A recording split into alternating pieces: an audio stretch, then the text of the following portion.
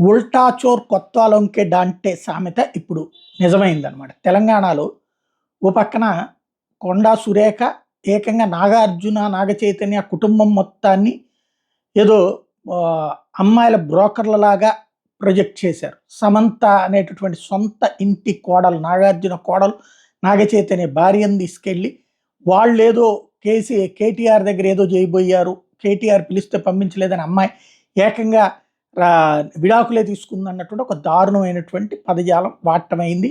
అది తర్వాత పెద్ద ఎత్తున పబ్లిక్‌లో వైరల్ అయిన తర్వాతన, నెగెటివ్ అయిన తర్వాతన దాన్ని ఉపసంహరించుకుంటున్నాను. ఏదన్నా ఫీల్ అయితే సమంతకి సారీ అంది గానీ, నాగార్జునకి సారీ చెప్పలేదు. అసలు సమంతని కాదు అక్కడ అంది. సమంత ధైర్యవంతురాలు. ఆమె ఎదురు తిరిగిందని. కానీ రైట్ చేసింది నాగార్జున, నాగచైతన్య ఆళ్ళ కుటుంబం మొత్తాన్ని. ఆ నేపథ్యంలో పరువు నష్టం దావా వేస్తే ఆల్రెడీ వాళ్ళ విచారణ జరిగి రేపు కూడా నాగార్జున స్వయంగా వాంగ్మూలం ఇవ్వడానికి సిద్ధపడుతుంటే, ఇప్పుడు కాంగ్రెస్ తరపున హెచ్చరికలు.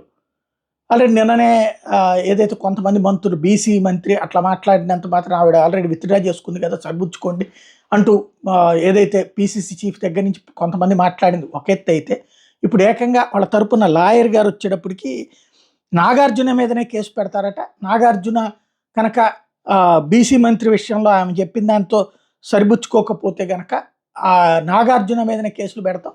తీవ్ర పరిణామాలు ఎదురవుతాయని హెచ్చరికలు జారీ చేస్తున్నారు. అంటే దీన్ని ఏ విధంగా అర్థం చేసుకోవాలో జనం ఎవరిష్టం వచ్చినట్టు ఆళ్ళు అర్థం చేసుకోవచ్చు.